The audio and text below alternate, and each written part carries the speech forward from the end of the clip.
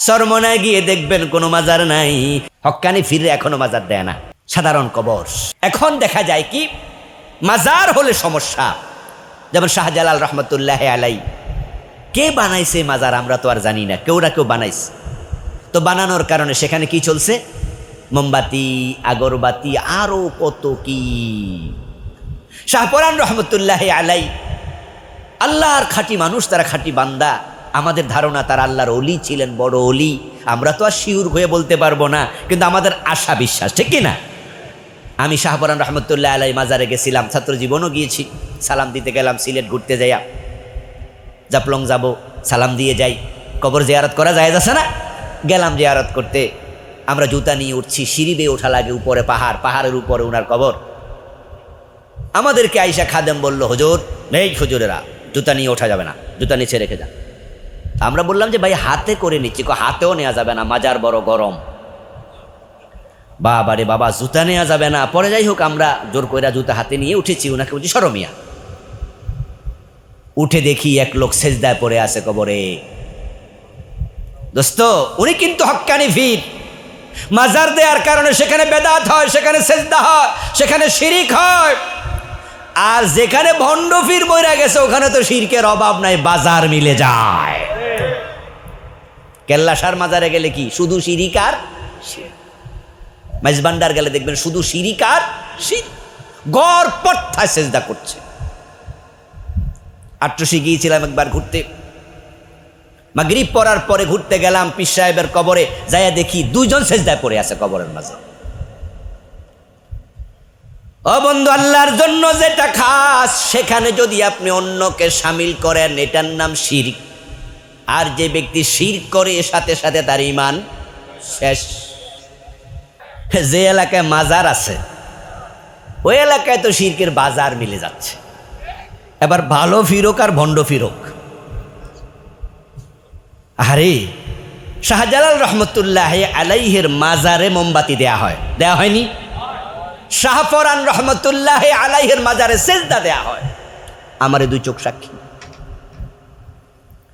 ওনারা তো হক্কানি ফির সাহেব, ঠিক না? শাহজালাল, শাহপরান হক্কানি ফির না? কিন্তু দেখেন মাজার ইসলামে অনুমোদিত নয়।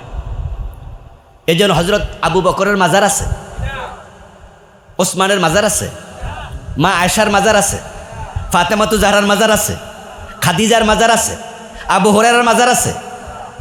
দেখেন নবীজি সাল্লাল্লাহু আলাইহি সাল্লাম যে ঘরে শায়িত আছেন, এই ঘরটা কিন্তু নবীজির ইন্তেকালের পরে করা হয় নাই। এটা মা আয়েশার ঘর।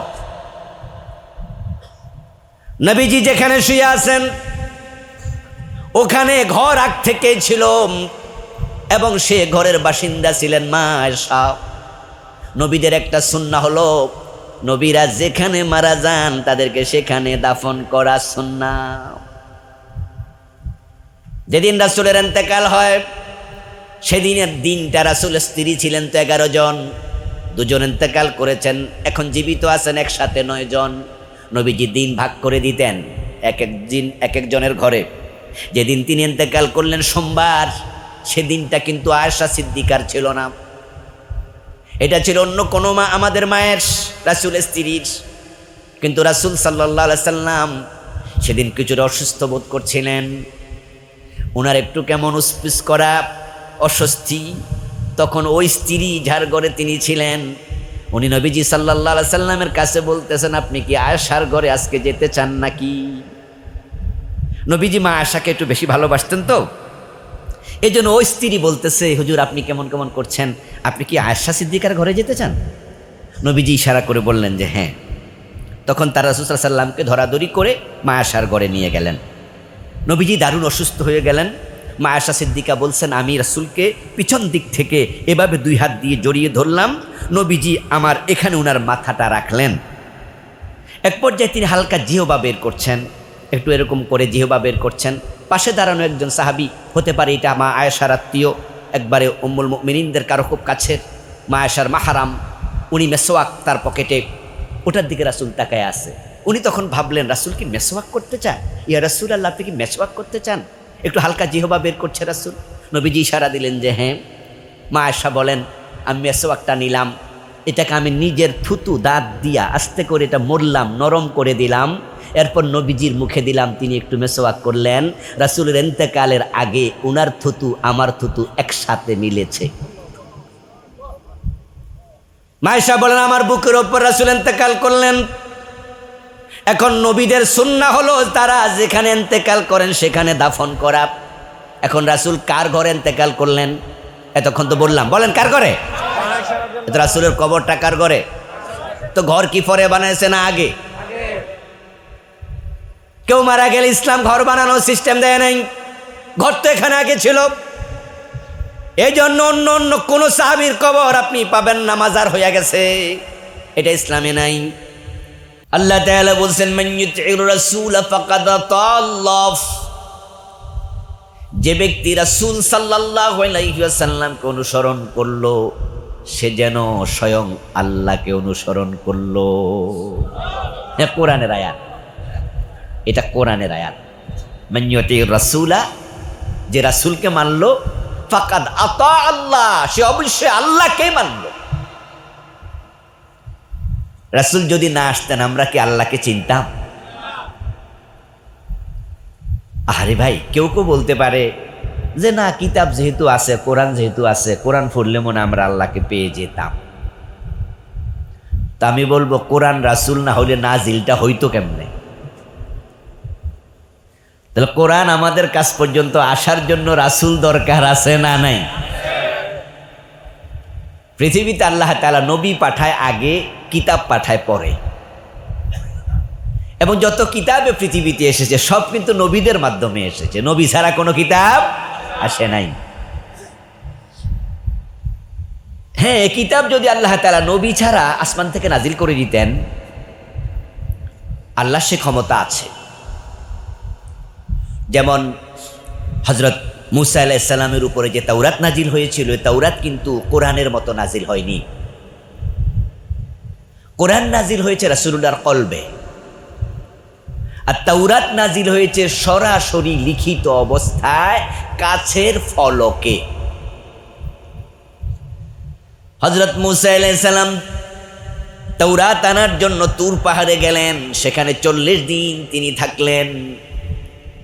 40 দিন পর তিনি উম্মতের কাছে ফিরে আসলেন। যখন ফিরে এসেছিলেন তখন তিনি তাওরাতের কিছু ফলক, কিছু তখতি, কাছের ফলকে লেখা তাওরাতের উদ্ধৃতি তিনি কাঁধে করে নিয়ে এসেছিলেন। তাহলে বোঝা গেল উনার কাছে কি নাজিল হয়েছে? সরাসরি কিতাব নাজিল হয়েছে লিখিত আকারে, সে লিখাটা ছিল কাছের উপরে। তিনি যখন ফিরে আসলেন, উম্মতের কাছে ফিরে এসে দেখতে পেলেন ওনার উম্মতগুলো একটা গরু বাচ্চা বানাইয়া স্বর্ণ দিয়া ওই গরুর বাছুরের চারদিকে গোল হয়ে সেজদা করছে। তাদের অধিকাংশ মুশরিক হয়ে গেছে। মূর্তি যেমন হিন্দুরা সেজদা করে, তারাও একটা গরুর বাছুর স্বর্ণ দিয়া বানাইয়া এটাকে সেজদা করছে। ওই গরুর বাছুর যে বানাইছে তার নাম ছিল সামেরি। কি নাম ছিল? সামেরি। কোরআনে হযরত মুসা আলাইহিস সালাম চরম রাগী মানুষ ছিলেন। উনার ভাই হারুন আলাইহিস সালামকে উনি দায়িত্ব দিয়ে গিয়েছিলেন। হারুন উনার বয়সে বড়, একই মায়ের পেটের সন্তান, সহোদর ভাই। উনি ছিলেন নবী, তবে মুসা ছিলেন রাসূল, যদিও বয়সে তিনি একটু ছোট। হারুন আলাইহিস সালামকে বলেছিলেন আমি চলে যাচ্ছি তুর পাহাড়ে, আল্লাহ আমাকে যেতে বলেছেন, উম্মতকে তুমি পাহারা দিও, দেখে রাখিও। কিন্তু ফিরে এসে 40 দিন পরে দেখে উম্মতগুলোর অধিকাংশ মূর্তি পূজা করছে, গরুর বাছুরকে মূর্তির মতো বানাইয়া।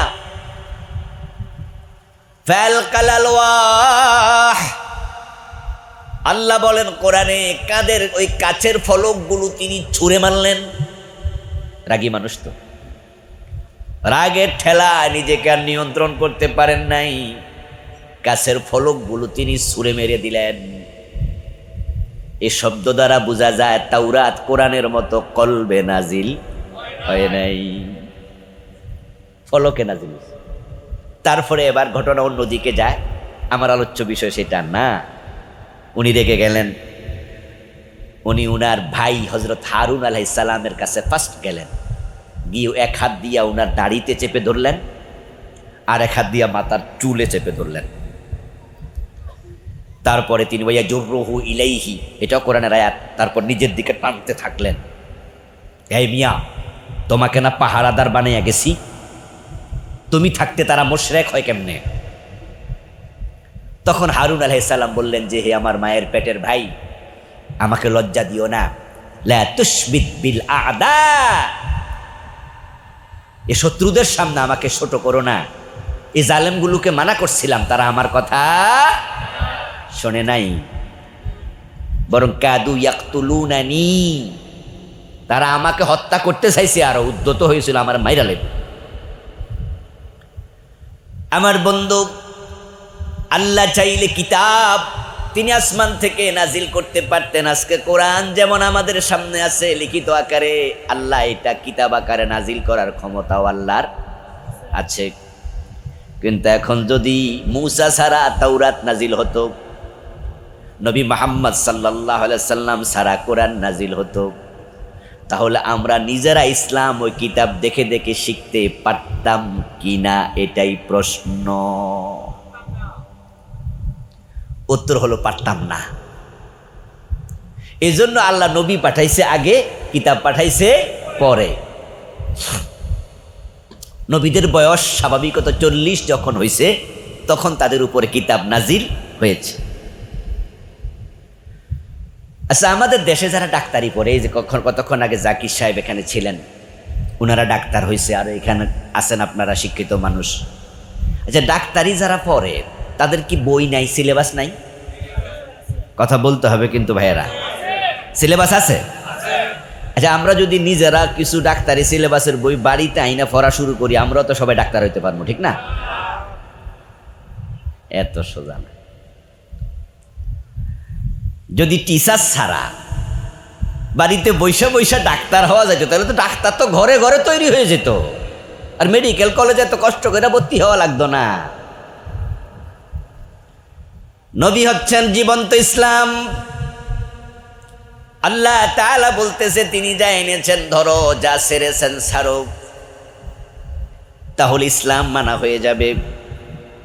নবী সাল্লাল্লাহু আলাইহি ওয়াসাল্লাম আমাদেরকে ইসলাম নিজে দেখে দেখে শিখেছেন, কোরআন দেখে দেখে, কোরআন থেকে শিখেছেন, তারপরে প্র্যাকটিক্যাল আমাদের শিখাইছে। কোরআন হলো সংক্ষিপ্ত একটি কিতাব, আর নবীজির পুরা জীবন হলো আল্লাহর কোরআনের ব্যাখ্যা। কোরআনে শুধু আছে ওয়ারকাউ ওয়াসজুদু, রুকু করো, সেজদা করো, কিন্তু রুকু করতে হলে এরকম হাঁটুতে হাত রাখতে হবে, মাথা ঝুঁকাইতে হবে, এটা কি কোরআনে আছে? এটা তো নাই। কোরআনে আছে সেজদা করো। এখন সেজদা করতে হলে মাথা, কপাল মাটিতে ঠেকাতে হবে, হাঁটু ঠেকাতে হবে, 2 হাত ঠেকাতে হবে। কোরআনে এরকম ব্যাখ্যা আছে নাকি? আমরা তো পাই নাই। কোরআনে আছে হজ করো, কিন্তু 9 তারিখে হজ করতে হবে জিলহজ মাসের। এই 9 তারিখের কথা কোরআনে আছে নাকি?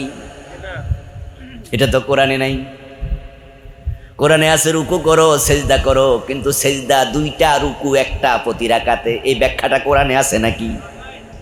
এই জন্য নবীজি মুহাম্মদ হলেন জীবন্ত ইসলাম। মা আয়েশা রাদিয়াল্লাহু তাআলা আনহার কাছে একজন তাবী গেলেন, জিজ্ঞাসা করলেন মা আয়েশাকে, ও মা আয়েশা, আমি নবীজির চরিত্র সম্পর্কে, কর্ম সম্পর্কে জানতে এসেছি। রাসূল সাল্লাল্লাহু আলাইহি ওয়াসাল্লামকে 2 চোখে দেখার সৌভাগ্য আমার হয় নাই। আপনি বলুন তো নবীজির চরিত্র কেমন ছিল? মা আয়েশা উনাকে উল্টা প্রশ্ন করলেন, আওয়ালাম তাকরাইল কোরআন আমা কারাতাল কোরআন। আল্লাহর বান্দা, নবীজির চরিত্র সম্পর্কে জানতে এসেছো, আমার কাছে আগে বলো তুমি কি কোরআন পড়ো না? ওই তাবী জবাব দেন, হ্যাঁ আমি কোরআন পড়ি, এবার মা আয়েশা বলেন কানা খুলুকুহুল কোরআন, কোরআন যদি পড়ো আমার নবীর চরিত্র জানার জন্য প্রশ্ন করা দরকার নাই, কোরআনটাই হলো আমার নবীর চরিত্র।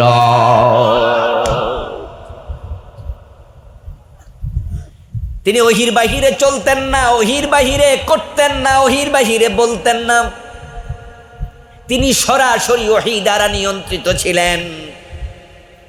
এই জন্য আল্লাহ তাআলা বলছেন মা ইয়ানতিকু আনিল হাওয়া ইন হুয়া ইল্লা ওয়াহয়ুন ইউহা, আমার নবী বানায়া কোনো কথা বলে না, যা বলে সব আল্লাহর পাঠানো ওহী।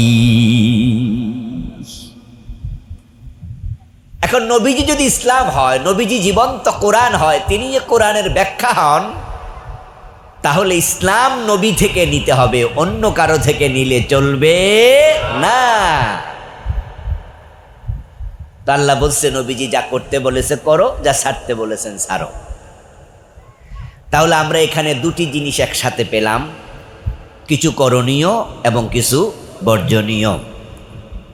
এ দুটি মিলে হবে ইসলাম।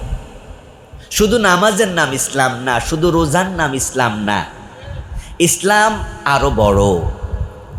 নামাজও পড়বেন, সুদও খাবেন, এই সুযোগ ইসলামে নাই।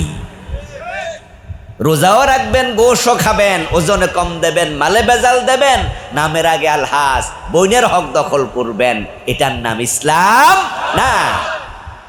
এটা ইসলাম আপনার মন মতো, কোরআন হাদিস মতো না।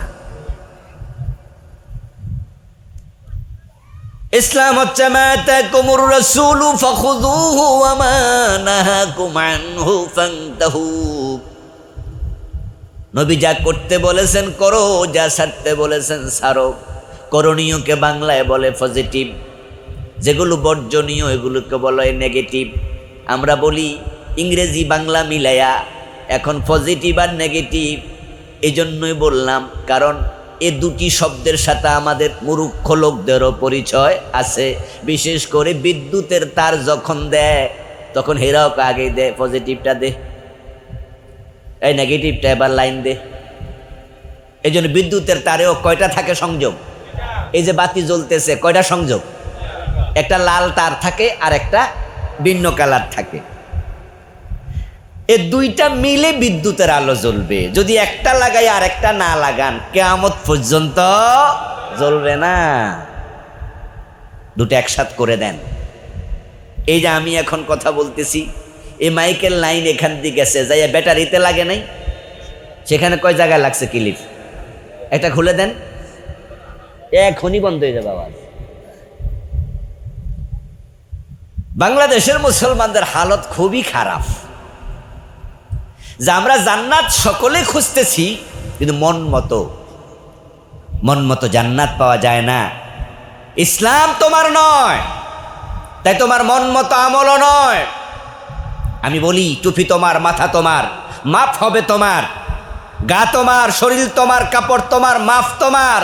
ইসলাম তোমার না, আমার না, কোনো পীরের না। ইসলাম আল্লাহ এবং তার রাসূলের। ইসলাম হওয়া লাগবে নবী মুহাম্মদের মাপ মতো। ইসলাম হবে রাসূলের মাফে। আপনার টুপি আপনার মাফে, আপনার শরীর আপনার, জামা আপনার মাফে হবে, ইসলাম আপনার মাফে নয়। অমুক হুজুর কইছে, তমুক হুজুর কইছে, অমুক পিসা হুজুর কি কম বোঝেনি, এটার নাম ইসলাম নয়। কোরআন হাদিস এ দুটার নাম কি? ইসলাম। এই জন্য প্রিয় নবীজি সাল্লাল্লাহু আলাইহি ওয়াসাল্লাম 1450 বছর আগে বিদায় হজের ভাষণে প্রায় 1.25 লক্ষ সাহাবীর সামনে বলেছিলেন, আমি চলে যাব, তবে তোমাদের কাছে আমি দুটি জিনিস রেখে যাব। তারাকতু ফীকুম আমরাইন লান তাদিল্লু মা তামাসসাকতুম বিহিমা কিতাবাল্লাহি ওয়া সুন্নতি। হে আমার সাহাবারা, আমি চলে যাচ্ছি। নবীজি এই কথাটাও নিজে বানিয়ে বলেন নাই। নবীজি যে চলে যাবেন তিনি আরাফার মাঠে টের পাইছেন। কেমনে টের পাইলেন? সেদিন নাজিল হয়েছিল আলিয়াউমা আকমালতু লাকুম দীনাকুম ওয়া আতমামতু আলাইকুম নি'মাতি ওয়া রাদিতু লাকুমুল ইসলাম দীনা। এই আয়াত নাজিল হয়েছিল সেদিন। বাংলা অর্থ হলো, আমি আজকে ইসলামকে পরিপূর্ণ করে দিলাম। সুবহানাল্লাহ পড়েন। ইসলাম কি অপূর্ণ না সম্পূর্ণ? ইসলাম আংশিক না পরিপূর্ণ? সব সমস্যার সমাধান ইসলামে আছে কিনা? দুনিয়ার মানুষ যত কাজ করবে সব কাজ ইসলামে আছে, কোনোটা করণীয় কোনোটা বর্জনীয় এই হিসাবে আছে। সুদের কথাও কোরআনে আছে, তবে সুদ কি করণীয় না বর্জনীয়? হ্যাঁ, কিছু আছে বর্জনীয়, কিছু আছে করণীয়। জেনা, মদ, এই কথাগুলো আল্লাহর কোরআনে আছে না নাই? লা তাকরাবুজ জিনা ইন্নাহু কানা ফাহিশাতান ওয়া সাআ সাবিলা আয-যানিয়াতু ওয়াজ-যানি ফাজলিদু কুল্লা ওয়াহিদিন মিনহুমা মিআতা জালদা ইন্নামাল খামরু ওয়াল মাইসির ওয়াল আজলাম ওয়াল আনসাব রিজসুম মিন আমালিশ শায়তান। মদের কথা আছে, জেনার কথা আছে, সুদের কথা আছে। এগুলো হলো বর্জনীয়, এগুলো ইসলামের অংশ, তবে করণীয় অংশ না। কি অংশ? বর্জনীয় অংশ। আবার ইসলামে অর্থনীতির কথা আছে না নাই? সমাজনীতির কথা আছে না নাই? শুধু রাজনীতিটা নাই। ইসলামে রাজনীতি আছে? বলে কি বলে কি? কেন আমাদের কত নেতারা না বলে না ইসলামে কোনো রাজনীতি নাই? আমাদের নেতারা তো মাইকের সামনে এসে ফতুয়া দেয়, মুফতি হইলাম আমরা আর ফতুয়া দেয় নেতারা, বলে ইসলামের রাজনীতি নাই। বরং যারা ইসলামী রাজনীতির কথা বলে তাদেরকে ধর্ম ব্যবসায়ী বলে গালি দেয়, বলতেছে না না এসব ইসলামে এগুলো নাই। ও নাদান, যদি তুমি বলো ইসলামের রাজনীতি নাই, ইসলাম তো আর পরিপূর্ণ হয় না। আর ইসলামকে আল্লাহ পরিপূর্ণ করেছেন, তাই তুমি যদি অপূর্ণ মনে করো তোমার ঈমান থাকবে না।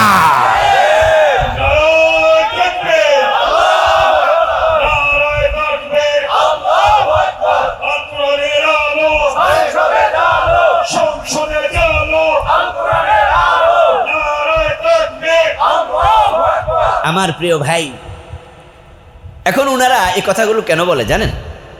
এই কথাগুলো বলার কারণ হচ্ছে আসলে ওনারা তো ইসলামী রাজনীতি করতে চান না। ওনারা একটা বিপদে পড়ছে, আসলে আমরা লইয়া বিপদে পড়ছে। কারণ ওনারা যেই মাত্র ফতুয়া দিছে আমরা হুজুরের বিরুদ্ধে কথা বলা শুরু করে দিছি। এই কয়ে হুজুররা পারলাম না আর। আমরা ওনাদেরকে বলি ভাই আপনি ইসলাম মানলে ইসলামের পুরাটাই তো মানবেন।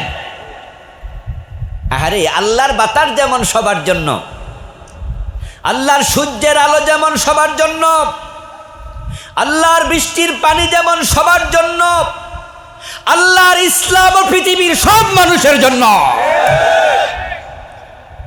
ইসলামী আইন মানলে আপনাদেরও লাভ, কিন্তু লাভ লসের হিসাবটা তো ভিন্ন। কেউ সারাদিন রোজা রেখে উপাস থেকে সে মনে করে যে আমি অনেক লাভবান হয়েছি, আলহামদুলিল্লাহ আমি আল্লাহর আদেশ পালন করেছি, সে তৃপ্ত, পেটে ক্ষুধা, এরপরও সে খুশি। আবার আরেকজন কয় এ ধনী মানুষও না খাইয়া থাকে রোজার নাম দিয়া, এটা কি ওই লোক আমরা? দেখেন দুজনের হিসাব কত ভিন্ন। একজন ধনী, পয়সা আছে, উপাস থাকে, কষ্ট পাচ্ছে, সে খুশি, কারণ সে ভাবে এটা আমার আল্লাহর আদেশ। আর যেটার গুরুত্ব বোঝে না সে সমালোচনা করছে যে পেটে টাকা থাকতে, পকেটে টাকা থাকতে উপাস থাকা দরকার কি? এই মানুষগুলো বোঝে না আল্লাহর আইন মানলে যে উপকার, এটা কেন বোঝে না? দুনিয়ার স্বার্থে আঘাত লাগে।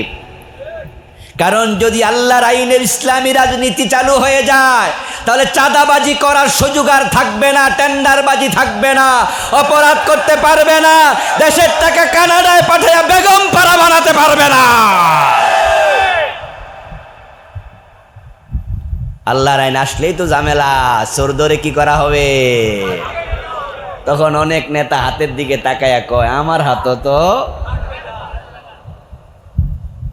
বোঝে না তা নয়, বোঝে তারাও, কিন্তু বোঝার পরে দুনিয়ার স্বার্থে অনেক কিছু তারা মানতে পারে না। লোভের কাছে তারা কুপকাত হয়ে গেল, হেরে গেল। সত্য উপলব্ধি করার পরেও তারা হেরে যায়। রোমের একজন প্রেসিডেন্ট ছিলেন নবীজির সময়, যার নাম ছিল হিরাক্লিয়াস। নাম শুনেছেন? সহিহ বুখারীতে উনাকে নিয়ে লম্বা হাদিস আছে, হেরাক্লার হাদিস। হাদিসে হেরাক্লিয়াসের কাছে রাসূল সাল্লাল্লাহু আলাইহি ওয়াসাল্লামের দূত গিয়েছিলেন চিঠি নিয়ে। নবীজি উনাকে আহ্বান করেছেন ইসলামের দিকে, আসলিম তাসলাম, ইসলাম গ্রহণ করো, তুমি নিরাপদেই থাকবে। তোমার রাজত্ব আমি নবী মুহাম্মদ কেড়ে নেব না, বরং তুমি ইসলাম গ্রহণ করার পরেও তোমার এ রোমের সাম্রাজ্য তোমারই থাকবে। আমি আমার আল্লাহ এবং আমার কথা মতো তুমি দেশ চালাবে, কোনো অসুবিধা নাই। আসলিম তাসলাম। হেরাক্লিয়াস রাসূল সাল্লাল্লাহু আলাইহি ওয়াসাল্লামের চিঠিটা পড়লেন। পড়ার পরে চিঠির ভাষা দেখে হেরাক্লিয়াসের অনুমান হয়েছে যে আসলে এটা কোনো সাধারণ মানুষের লেখা চিঠি নয়। তখন তিনি সেখানে রাসূল সাল্লাল্লাহু আলাইহি ওয়াসাল্লামের চিঠিটা তার সভাসদবর্গকে ডেকে পড়ে শোনালেন। পড়ে শোনাইয়া হেরাক্লিয়াস তখন মন্তব্য করলেন, আরবে যে নবী আবির্ভূত হয়েছে, অচিরেই আমার পায়ের তলার মাটিটাও তার অধীনে চলে যাবে। গিয়েছিল কিন্তু হযরত ওমরের যুগে কি রোম বিজয় হয় নাই? জানেন তো আপনারা, ওমরের সময় কিন্তু রোম পারস্য বিজয় হয়েছে। হেরাক্লিয়াস বলেছিল কিন্তু অনেক আগের কথা, তখন তো ওমর খলিফা নন। অচিরে আমার পায়ের তলার মাটিটা আরবের নবীর অধীনে চলে যাবে। সুতরাং ও আমার সভাসদবর্গ, আমরা চলো সবাই মিলে এ নবীর নবুয়ত মেনে নেই, আমরা ইসলাম গ্রহণ করি। যখনই সে প্রস্তাব উত্থাপন করল, সাথে সাথে তার সভাসদবর্গ, এমপি, মন্ত্রী, রাজন্যবর্গ যারা ছিল, ক্ষুধার্ত গরু যদি রশি ছিঁড়ে ফেলতে পারে তাহলে ক্ষেত খাওয়ার জন্য যেমন দৌড় মারে, হিরাক্লিয়াসের এই কথা শোনার সাথে সাথে তার মন্ত্রী, এমপি, রাজন্যবর্গ, উপদেষ্টারা সবাই পিছনের দরজার দিকে দৌড় মারছে। তারা বুঝাই দিল তোমার এই প্রস্তাবের সাথে আমরা নাই। হিরাক্লিয়াস মনে মনে ভাবলো, ছাড়ছে কাম, এমপিও নাই, মন্ত্রীও নাই, উপদেষ্টাও নাই, তা আমি তো একা হয়ে গেলাম। তারা নিয়ে আবার আমার বিরুদ্ধে বিদ্রোহ করে, তখন তো আমার ক্ষমতাও শেষ। সাথে সাথে সে ডাক দিল, এই থামো, আমি তোমাদেরকে জাস্ট পরীক্ষা করেছি, আর কিছু নয়। তোমরা যে ধর্ম মানো, ওই ধর্মের উপরে তোমরা কতটুকু অটল অবিচল আছো, এটা পরীক্ষা করার জন্য আমি কথাটা বলেছি, আর কিছু নয়। তখন তাদের নেতারা থেমে গেল, বলল, স্যার আমরা তাহলে বুঝা সারি নাই, তাহলে আপনি নিজের ধর্মের উপরে আছেন? হ্যাঁ। হিরাক্লিয়াস বাধ্য হইয়া ওনার প্রস্তাবটাকে লুকাইয়া ফেললো, ইসলামটার গ্রহণ করতে পারল না, কারণ তার ক্ষমতার লোভ তাকে কাফের অবস্থায় রেখে দিল। অথচ চিঠি পড়ে সে কিন্তু বুঝছিল উনি সত্য নবী। চিঠি পড়ে সে বুঝছে নবীজি সত্য নবী, কিন্তু শেষ পর্যন্ত সেই মান আনতে পারল না, ক্ষমতা নিয়ে চলে যায়। ঠিক আজকে বাংলাদেশে যারা ইসলামের রাজনীতি নাই বলে, তারাও বোঝে নবী মুহাম্মদ মদিনার প্রেসিডেন্ট ছিলেন 10 বছর, তো নবীজির জীবনে রাজনীতি থাকলে ইসলামের রাজনীতি আছে না নাই? প্রবলেম কি? ওই যে চুরি চামারি করব, টেন্ডারবাজি করব, রাস্তার টাকা মাইরা খাইব, চাঁদাবাজি করবে। ইসলাম আসলে তো এগুলো করতে পারবে না। তারাও লোভের কাছে পরাজিত হয়েছে। নবীজি সাল্লাল্লাহু আলাইহি সাল্লাম যদি জীবন্ত ইসলাম হয়, তাহলে নবীজি থেকে ইসলাম পুরাটা নিতে হবে, আংশিক নিলে চলবে না। আমার সামনে আপনারা যারা আছেন, নবীজি যা করতে বলেছেন করবেন, ছাড়তে বলেছেন ছাড়বেন, রাজি আছেন কি? রাজি হওয়া উচিত। হাতি জ্বলবে না যদি একটি তার আপনি খুলে দেন, এই মাইক চলবে না যদি আপনি নেগেটিভ অথবা পজিটিভ একটা খুলে দেন। এই দুটা মিলেই কিন্তু হবে। এর জন্য ইসলামেরও দুটি অংশ, করণীয় এবং বর্জনীয়, এই দুটাকে সামনে রাখতে হবে। কিন্তু অধিকাংশ মুসলমানের চরিত্রের দিকে তাকাবেন যে আমরা ফরজেও আছি, আমরা হারামেও আছি। অধিকাংশ মুসলমানের অবস্থা হচ্ছে তারা আল্লাহকেও খুশি রাখে, শয়তানকেও বেজার করে না।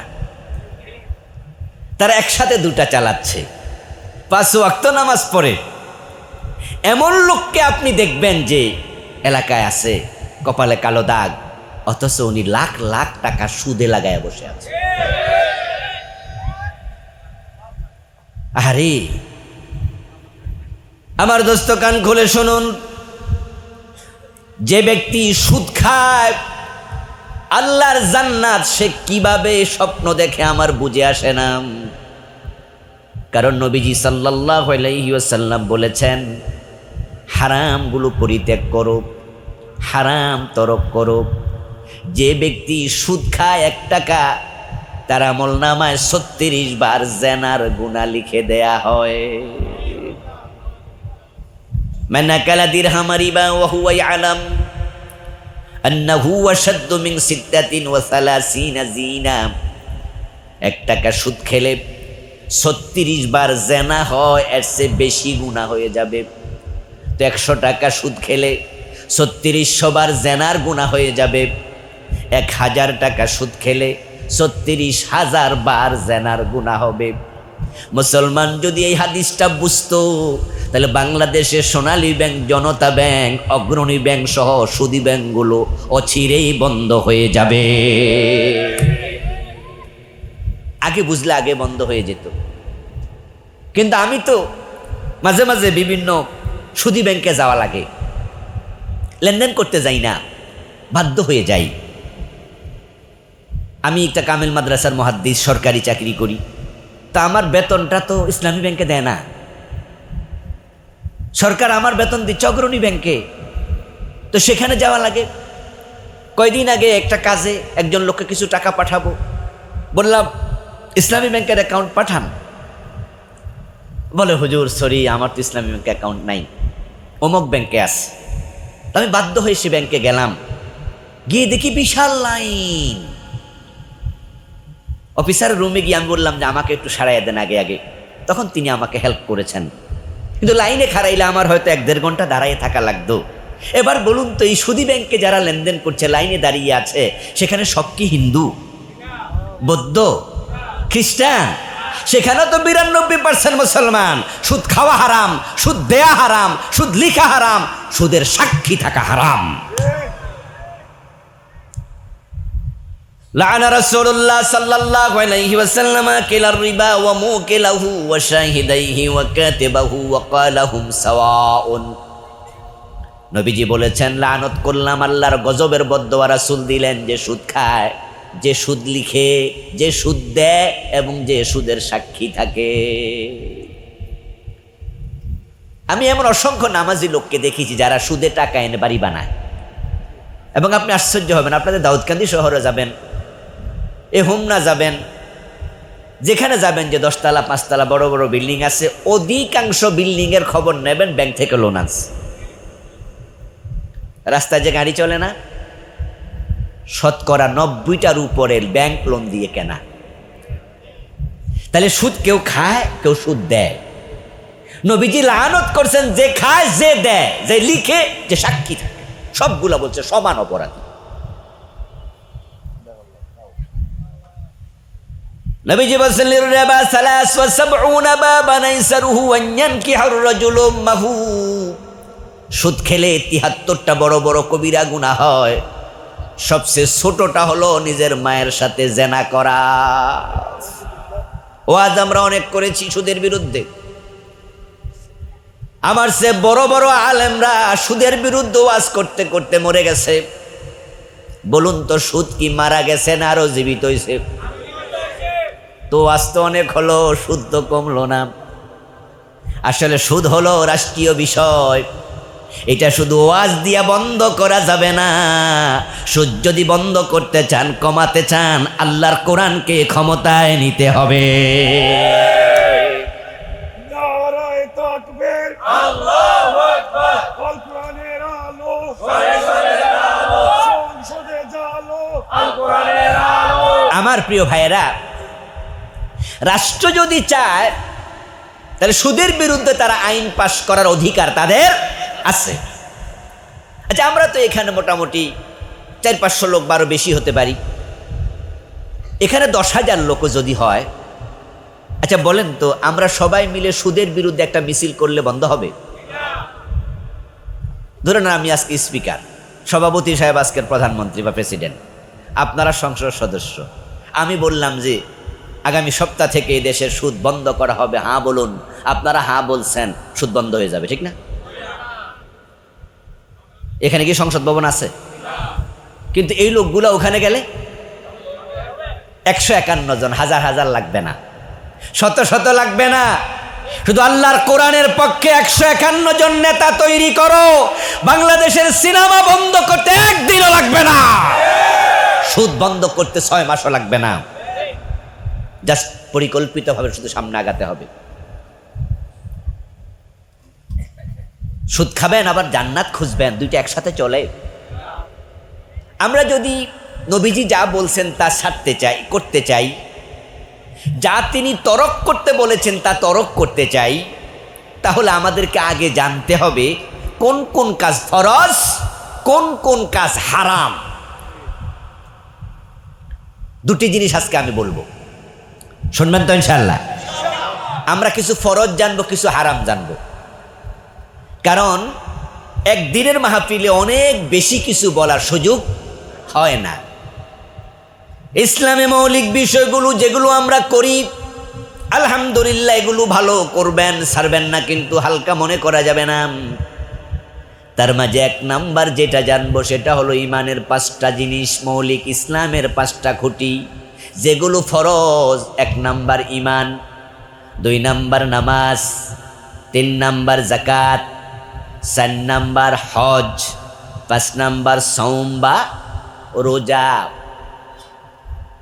এখন এগুলোর মাঝে আবার কিছু কিছু আছে গরিবের জন্য মাফ, যেমন যাকাত এবং হজ গরিবের উপরে ফরজ না। কিন্তু দোস্ত, প্রথমটা ইমান, এটা সব মানুষের জন্য দুনিয়ায় 1 নাম্বার কাজ, এটার মতো গুরুত্বপূর্ণ কোনো কাজ আর নাই। এটা হচ্ছে 1 নাম্বার কাজ, এটার নাম ইমান। যদি ইমান আপনার ঠিক থাকে, তাহলে আল্লাহ তাআলা বাকি বিষয়গুলো কখনো কখনো কনসিডার করলে করতেও পারেন। আর যার ইমানটা ঠিক নাই, তার বাকি সব থাকেও কোনো লাভ আর নাই।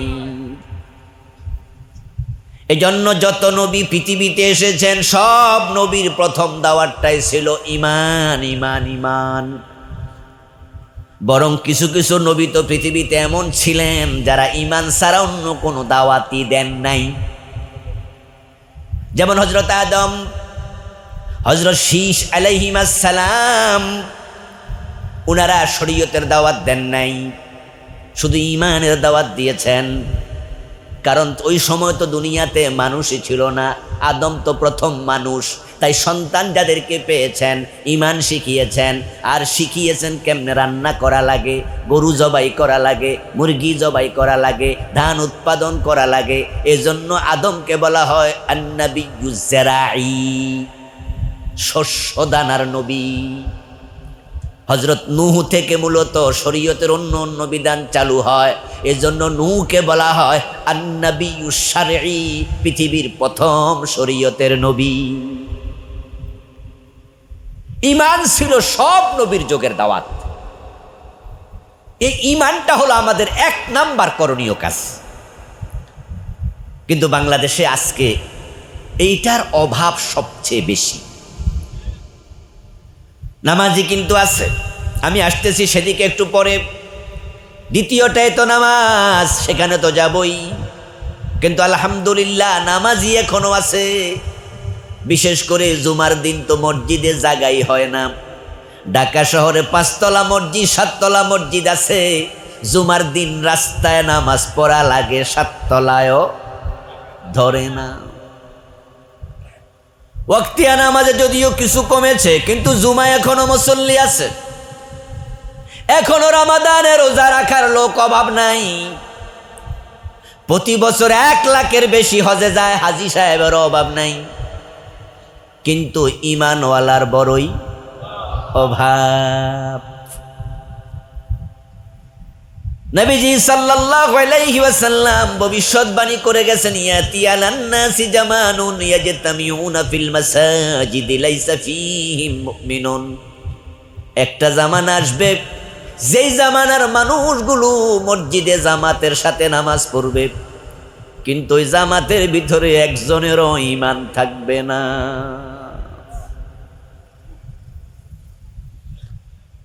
দেখেন, লক্ষ্য করে বলছি, ইয়াজতামিউনা ফিল মাসাজিদ, তারা মসজিদে জামাতের সাথে নামাজ পড়বে, একসাথে হবে, কিন্তু ইমামেরও ঈমান নাই, মুয়াজ্জিনেরও নাই, মুসল্লিরও নাই, ঈমানের বড় অভাব হবে। وقال النبي صلى الله عليه وسلم تكون بين الساعة فتن كقطع الليل المظلم يصبح فيها الرجل مؤمنا فيمسي كافرا ويمسي مؤمنا فيصبح كافرا।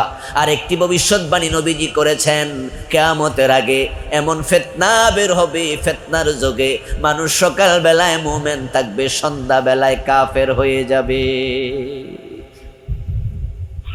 ঈমানের বড় ধন্যতা তৈরি হবে। তিনটি কাজ করলে কালেমাওয়ালা মানুষও ঈমান হারা হবে।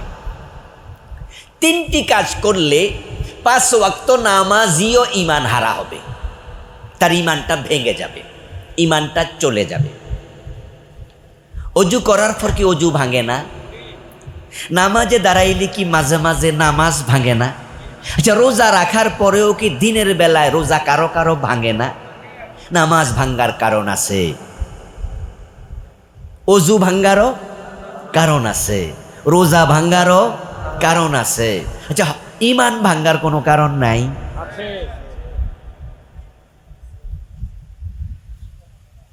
ঈমান আপনার ছিল, কিন্তু এমন কাজ করেছেন যাতে ঈমান ভেঙে গেছে। যেমন কয়েকদিন আগে আমাদের একজন বড় নেতা, তিনি টেলিভিশন সাংবাদিকদের সামনে সাক্ষাৎকারে বলেছেন, আমরা শরিয়া আইনে বিশ্বাস করি না। এ কথা কি আপনারা শুনেছেন? যারা শুনছেন তারা আবার বলেন, শুনেছেন? তাহলে অনেকে শুনেছেন, আমি একা না। এই কথাটা বলার সাথে সাথে আল্লাহর বান্দার ঈমান শেষ। কেন? কারণ তিনি কুফরি কালাম বলেছেন। কুফরি কালাম শুনেছেন? কুফর মানে কুফর, কালাম মানে কথা। তার মুখের কথাটা ছিল আল্লাহর কোরআন বিরোধী, এটার নাম কুফরি কালাম। কথাটা কেন কোরআন বিরোধী? কারণ তিনি বলছেন শরিয়া আইনে বিশ্বাস করে না। তো শরীয়তে বিশ্বাস করা নফল না ফরজ? তো বিশ্বাস না করলে আর ঈমান থাকলো কেমনে? ফরজ অবিশ্বাস করলে ঈমান। যেমন নামাজ আপনি পড়েন না, কিন্তু আপনি বিশ্বাস করেন, আপনাকে আমরা বলবো ফাসেক। যে নামাজ পড়ে না সে কিন্তু অস্বীকারী না, সে বলছে না পড়ি না, এটা আমার ভুল, আমি পারি না। তো আমরা বলবো মিয়া পড়ো, না পড়লে কবিরা গুনাহ। নামাজ না পড়লে কি কবিরা গুনাহ? যে করে তারে বলে ফাসেক। কিন্তু কেউ যদি বলে আমি নামাজ বিশ্বাস করি না, বলেন বলেন সে কি মোমেন না কাফের? হ্যাঁ। তো যদি আমাদের নেতারা বলে যে শরীয়ত তো আসলে মানা উচিত, কিন্তু আমরা তো পারি না, আমরা তো আসলে লোভী, বা আমরা আসলে শয়তানের কাছে ধরা টরা খাইয়া গেছি, আমরা পারি না, কিছু কিছু পারি। আচ্ছা, আল্লাহ আমার আর মাফ যেন করে, হুজুর আপনারা একটু দোয়া টোয়া করিয়েন। এরপরও আমরা বলবো ভাই আপনি ফাসেক, আপনি কাফের না, তবে চেষ্টা করেন, আল্লাহ তাওবা কবুল করলে আপনারও বেহেশত দিতে পারে। কিন্তু আপনি যদি এরকম না বইলা সরাসরি বলেন যে শরিয়া আইনে বিশ্বাস করি না, তাহলে ঈমান শেষ। আমার বন্ধু, কুফর কোন কোন কাজে হয়? আমি কুফর নিয়ে আলাদা বই লিখেছি, আমার লেখা 8টা বই আছে, তার মাঝে একটা আছে কুফর নিয়ে। এখানে বাংলাদেশে চলমান 56টা কুফর লিখছি। সর্বাঙ্গে ব্যথা, মলম দিব কোথায়? একটা কুফরই বাংলাদেশের লক্ষ লক্ষ মানুষকে বেঈমান বানিয়েছে। তারা নামাজ পড়ছে, রোজা রাখছে, কিন্তু ঈমানটা নাই। ওই যে নবীজি বলে গেছে, সকালে মুমিন সন্ধ্যায় কাফের। জামাতে নামাজ পড়বে, ঈমান থাকবে না। ওদের মাঝে এটা ঢুকে গেছে। একটা একটা মতবাদ মানুষকে কাফের বানিয়েছে, ওই মতবাদের নাম সেকুলারিজম, ধর্ম নিরপেক্ষ মতবাদ। এটা কুফরি মতবাদ। 54 বছর ধরে যারা দেশ চালাচ্ছে তারা সকলে ধর্ম নিরপেক্ষ মতবাদের আলোকে চালাচ্ছে। এখন ধর্ম নিরপেক্ষতা কি হয়তো যারা বলে বেড়ায় তারাও ভালো করে বোঝে না, কিন্তু চিন্তায় ধর্ম নিরপেক্ষ, ঝামেলা হয়ে গেছে এখানে। Secularism, the believe religion should not be involved with any ordinary or social activities of a country. Cambridge dictionary, Oxford dictionary নাম শুনেছেন না শিক্ষিত ভাইয়েরা? শোনার কথা। ইংরেজি ডিকশনারি, ওই কেমব্রিজ ডিকশনারি থেকে আমি এই সংজ্ঞাটা এই বইতে লিখেছি এবং আমি আপনাদের পড়ে শোনালাম। ধর্ম নিরপেক্ষতা হচ্ছে একটা বিশ্বাসের নাম। সেকুলারিজম, দ্য বিলিভ, এটা বিশ্বাস। Religion should not be involve, ধর্ম নাক গলাবে না, সম্পৃক্ত হবে না with any ordinary or social activities of a country. রাষ্ট্রের সামাজিক কাজে, রাষ্ট্রের সাধারণ জায়গায় ধর্ম থাকবে না, ধর্ম থাকবে মসজিদে আর মাদ্রাসায়। তাহলে ধর্মকে আপনি এক জায়গা থেকে বের করে দিয়েছেন, অথচ কথা ছিল মুসলমান থাকবে যেখানে, ইসলাম থাকবে সেখানে। Religion should must be involve. আমরা যখন টয়লেটে ঢুকি, টয়লেটে যাইতে ইসলামের আইন আছে কিনা? কোন পা দিয়ে ঢুকি? যখন ঘুমাই তখন ইসলামের আইন আছে কিনা? যখন খাইতে যাই ইসলামের আইন আছে কিনা? ইভেন স্ত্রীর বিছানায় যখন আমরা শয়ন করি, স্ত্রীর সাথে সম্পর্ক করি, তখন ইসলামী সিস্টেম আছে না নাই? এর মানে কি দাঁড়ালো? তুমি আছো যেখানে, ইসলাম থাকবে সেখানে। কিন্তু সেকুলারিস্টটা কি বলে? তারা বলে না, ধর্ম মসজিদ আর মাদ্রাসায়। এই কুফরি মতবাদ লক্ষ লক্ষ লোকের ঈমান শেষ করে দিয়েছে। আরো সহজে বোঝার জন্য বলি, বাংলাদেশে কাদিয়ানি নামে একদল লোক আছে, শুনেছেন? যারা কাদিয়ানি তাদের ব্যাপারে আলেমদের ফতোয়া কি? তারা মোমেন না কাফের? তারা কি নামাজ পড়ে না, রোজা রাখে না? তো নামাজ পড়ে আবার কাফের হয় কেমনে? এই যে কিছুক্ষণ আগে আমি অমুক তমকের উদাহরণ দিলাম, কেউ কেউ মনে মনে ভাবতে পারেন হুজুর কয় কি, অমুক কাফের তমুক কাফের। ও দোস্ত, তো কাদিয়ানি কাফের কেন? কাদিয়ানি তো 5 ওয়াক্ত নামাজ পড়ে, রমজানে রোজা রাখে, তারা হজ করে, তারা যাকাত দেয়, তারপরও সব আলেম বলে তোমরা কাফের।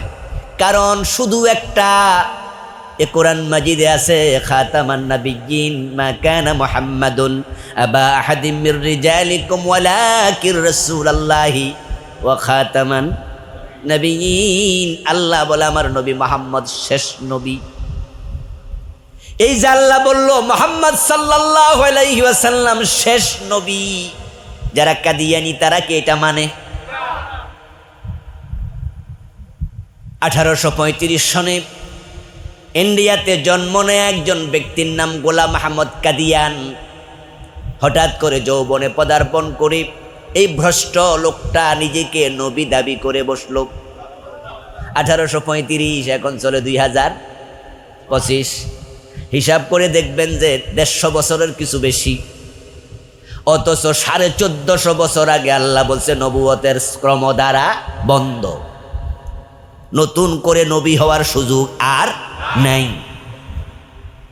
1450 বছর আগে আল্লাহ বলছে মুহাম্মদ সাল্লাল্লাহু আলাইহি সাল্লাম শেষ নবী। আর কাদিয়ানিরা কয় না গোলাম আহমদ কাদিয়ানো নবী। এবার নামাজ পড়া লাভ কি, রোজা রাইখা লাভ কি? তুমি এ কোরআনের একটা অক্ষর যদি অস্বীকার করো তোমার ঈমান শেষ। কাদিয়ানির মসজিদে গেলে দেখবেন যে 5 ওয়াক্ত আজান হয়। ঢাকার বকশীবাজার ওদের মসজিদ আছে, তাদের ইমামের দাড়ি আছে আমাদের মতো, মাথায় টুপি আছে, তারা জিকির করে, হজ করে, যাকাত দেয়, পাঞ্জাবি পরে, মেসওয়াক করে, পাগড়ি পরে, এভরিথিং আমাদের সাথে মিলবে। তাদের আত্তাহিয়াতুর মাঝে আছে আশহাদু আল্লা ইলাহা ইল্লাল্লাহু ওয়া আশহাদু আন্না মুহাম্মাদান আবদুহু ওয়া রাসূলুহু। আমাদের রাসূলকে অস্বীকার করে না, তারা বলে মুহাম্মদ বড় নবী, বড় রাসূল, তবে গোলাম মুহাম্মদ কাদিয়ানো নবী। ফেস লাগাইছে কয় জায়গায়? নামাজে ফেস লাগাইছে, রোজায় ফেস লাগাইছে, ফেস লাগাইছে কয় জায়গায়? মাত্র এক জায়গায়। ঈমান হলো অঙ্কের মতো, নেক আমল হলো ডান পাশে শূন্যের মতো। শূন্য কম দিলে কম, বেশি দিলে বেশি। শূন্য একের পাশে দুটা দিলে 100 হয়, তিনটা দিলে 1000 হয়, একটা দিলে 10 হয়। কিন্তু এক তো এক, এটার থেকে কমলে আর এক থাকে না। এজন্য যদি ঈমান তোমার মিস হয় তাহলে তোমার আর কিছু নাই, যা কিছু আছে সব জিরো। অঙ্কের মতো 9 লাইনের অঙ্ক, 10 লাইনের অঙ্ক, 5 লাইনের অঙ্ক, আপনি যা লিখছেন যদি এক জায়গায় ভুল হয় বাকিটা লিখে আর লাভ নাই। কাদিয়ানীরা কাফের হয়ে গেল কোরআনের এক জায়গায় হোঁচট খেয়ে। বলুন তো ইবলিস শয়তান মোমেন না কাফের? কি ইবলিসের ডরাইয়া কন্যা নাকি? বলুন না, ইবলিস কি মোমেন না কাফের? ইবলিস আল্লাহর কয়টা আইন মানে নাই? হ্যাঁ, একটাই মানে নাই, এত হে শেষ। আল্লাহ বলেছে আদমকে সেজদা করো, সে করলো না, তার ইমানটা থাকলো না, শেষ হয়ে গেল। কাদিয়ানি মানলো না একটা, তার ইমান শেষ হয়ে গেল। চোর ধরে হাত কাটো, এই আইনটা কোরআনে আছে। 54 বছরে কয়দিন মানছেন? জেনা করলে 100 বেত লাগাতে হবে, এমন আইন কোরআনে আছে কিনা? বাংলাদেশে জেনা বেবিচার আছে, এই আইন কোন আদালত একদিন কায়েম করেছে? মদ পান করলে 80 বেত দিতে হবে, এমন কথা হাদিসে আছে না নাই? কোন মদ খোররে 80 বেত দিছেন? কোরআনে আছে আলাহুল খালকু ওয়াল আমরু, সাবধান, সৃষ্টি যার, আইন চলবে শুধুই তার। সৃষ্টিকার? জোরে বলুন, আইন চলবে কার? 54 বছর আল্লাহর আইনে দেশ কয়দিন চলছে? তো শয়তান আল্লাহর আইন কয়টা মানে নাই? কাদিয়ানি কয়টা? আমরা মানি না কয়টা? তো হেরার ইমান গেছে গা, আপনাদের খবর কি?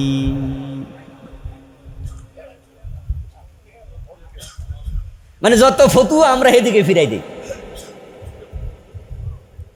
দোস্ত, এই জন্য ইমান বাঁচাতে চাইলে আল্লাহ ছাড়া কারো আইন মানা যাবে না। আমরা কিছু মানুষ এই কথা বলে আসছি, এ বলতে গিয়ে জেল কাটা লেগেছে, শহীদ পর্যন্ত হয়েছে। আল্লামা সাইদি রাহেমাহুল্লাহকে এই অপরাধেই তারা জেলে দিছে।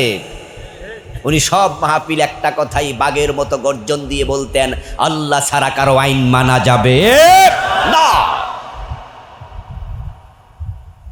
প্রিয় ভাইরা, আপনারা অনেকে কেউ কেউ মন্তব্য করছেন বা করে থাকেন, আড়ালে আবডালে বলে হুজুররা রাজনীতি কইরা কি লাভ, বাংলাদেশে এসব হইব না ইসলাম। আবার কেউ কেউ আর একটু আগাইয়া বলে ইসলাম আইয়াও কি লাভ, ইন্ডিয়ার ঠেলায় থাকতে পারবেন না। এই জন্য ওনারা আলাদা আলাদা জায়গায় থাকে, ইসলামী রাজনীতি করে না, কোরআনের আইনের বিষয়ে মাথা গামায় না, নামাজ রোজা হজ জাকাত করে। দোস্ত, আমার কথা হচ্ছে এই দেশ ইসলাম কায়েম হবে কি হবে না এটা আমার দেখা দরকার নাই, কিন্তু আমি ঈমান হারা হয়ে মরতে চাই না।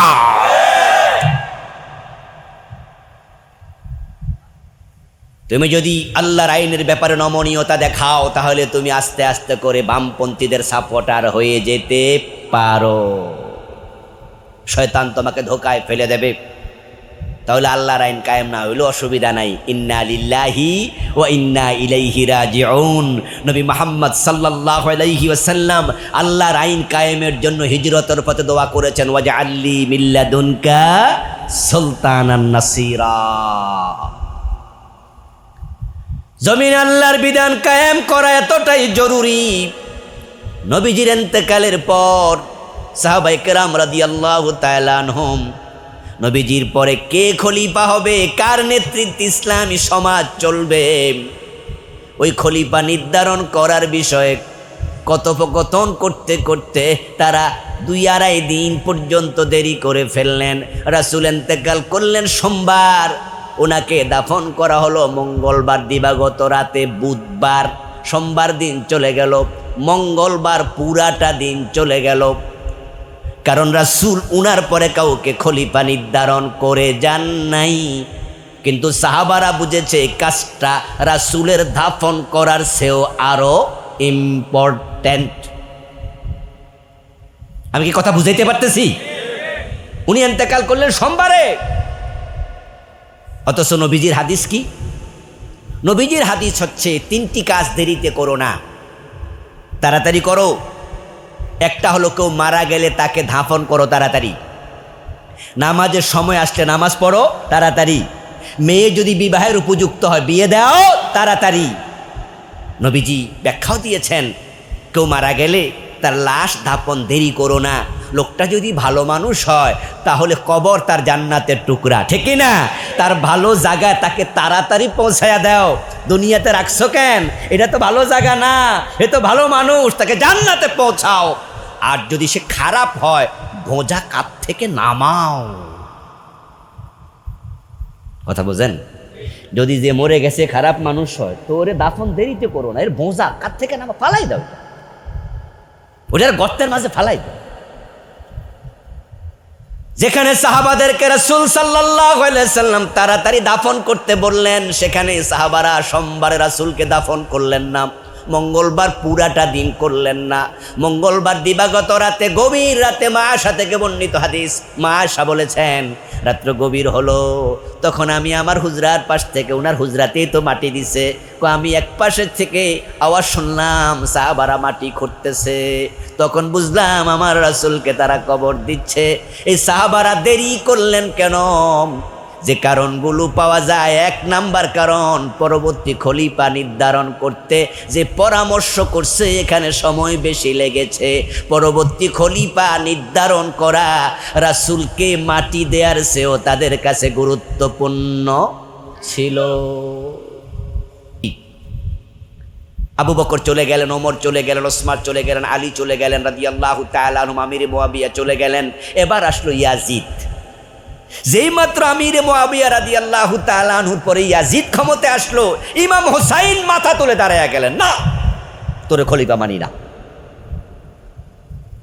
মদিনার হাজার হাজার লোক, মক্কার হাজার হাজার লোক, শত শত সাহাবী, তারা বললেন যে না, এটা খুব জরুরি, খুব ইম্পর্টেন্ট জায়গা, এখানে বসে রাষ্ট্র চালানো হয়, ড্রাইভিং সিটে মাতালকে বসানো যাবে না, কারণ ইয়াজিদ মদপান করে।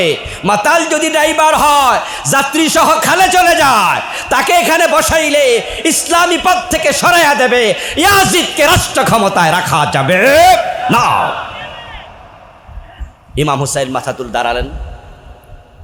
কুফার হাজার হাজার লোক চিঠি লিখলো, হুজুর আমরা আপনার সাথে আছি, আপনি হবেন রাষ্ট্রপ্রধান। ঘটনা শেষ পর্যন্ত কারবালায় কি হলো এগুলো আপনাদের জানা।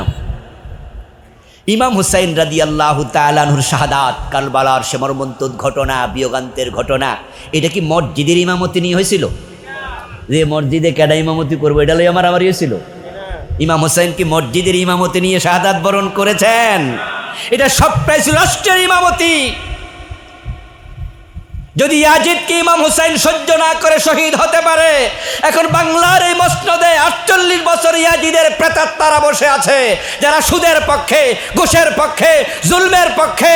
ওদের বিরুদ্ধে আমরা যারা হুসাইনের অনুসারী আছি, আমরা মাথা তুলে দাঁড়ানো দরকার আছে না না? নারায়ে তাকবীর, আল্লাহু আকবার, নারায়ে তাকবীর, আল্লাহু আকবার। আল কোরআনের আলো সংসদে জ্বালো, ইসলামের শত্রুরা হুঁশিয়ার সাবধান, হুঁশিয়ার সাবধান, ইসলামের শত্রুরা। নারায়ে তাকবীর, আল্লাহু আকবার। আমার প্রিয় ভাইয়েরা, তাহলে আমরা ঈমান বাঁচাবো, ঈমান 1 নাম্বার দায়িত্ব।